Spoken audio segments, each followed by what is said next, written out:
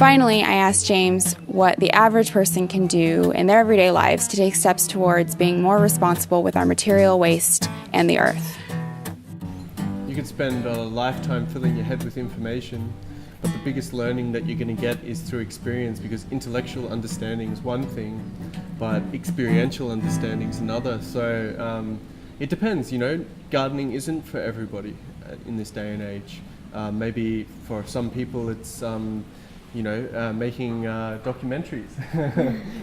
And what a fantastic thing to be doing, spreading information about things that are really important in this day and age. So that's very relevant, because every film that you make, you might inspire tens of thousands, But if gardening is something you want to learn more about, then the best way to learn it is really to just start experimenting. So start making a small vegetable patch. And start figuring out, okay, so this doesn't work, this does.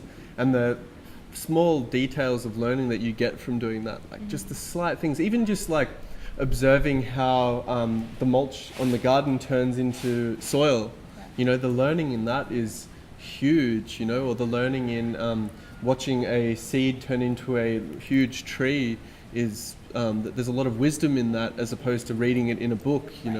It's like anything, you could, a lot of people talk about meditating, and I've read this book about spiritualism, and I've read this and that, but like until you actually sit down and meditate, you don't really know what it is. And meditating is not just closing your eyes and hoping that you're going to get enlightened. It's like there's a lot of work in that understanding, and I think that's the same with anything, with gardening, natural building.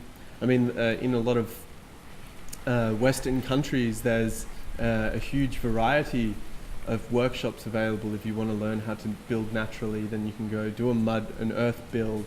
If you want to learn some basics about gardening, there are permaculture design courses.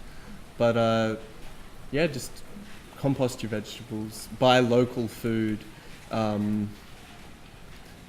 get in your garden, get off the grid. Because as long as we're feeding the grid, as long as we're putting money into coal power, as long as we're putting money into systems that we don't believe in, fluorinated, chemical-filled water, get a water tank, drink healthy water, eat healthy food, and then all of a sudden you'll feel healthier, and you'll have the energy to then continue creating positive change. It's like there's a cycle in itself. If you start living by it, then you can continue to live by it, and all of a sudden you're in a wealth of abundance. Yeah, that's right. Zone zero.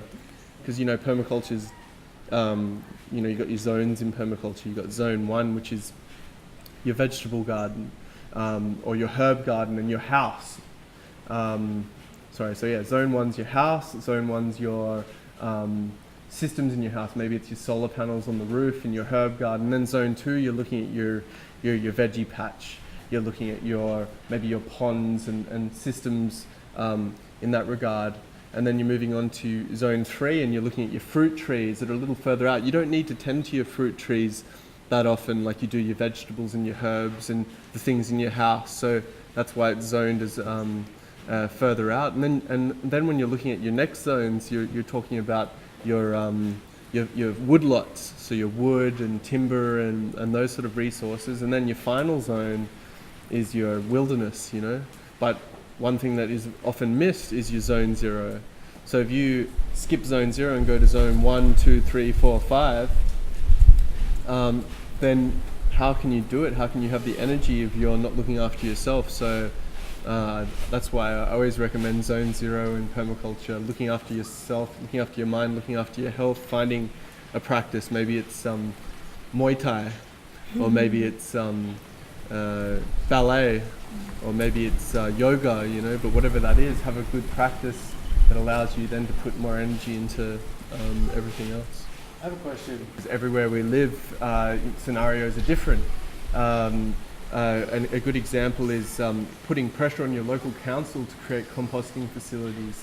And in Lismore Council, which is in northern New South Wales in Australia, the council does actually have a composting facility, and you put your compost in the bin and they take it away to this giant heat hot compost facility where they turn it into soil and then sell it back to the community very cheaply. So on a broad scale, we need to be putting pressure on our governments to be creating better systems in our cities that allow the cities to function better. We should be putting pressure on our governments to be creating better waste facilities, composting human waste. It sounds scary, but there are very intelligent ways that we can be doing that with heat, and it's actually a lot more clean, a lot more energy is used, and that's the same for veggie scraps. That's the same for a lot of systems within city structures, because when we're looking at broad scale living, city living, it's not an easy solution. We've got a big mess, but there are ways that we can tweak it.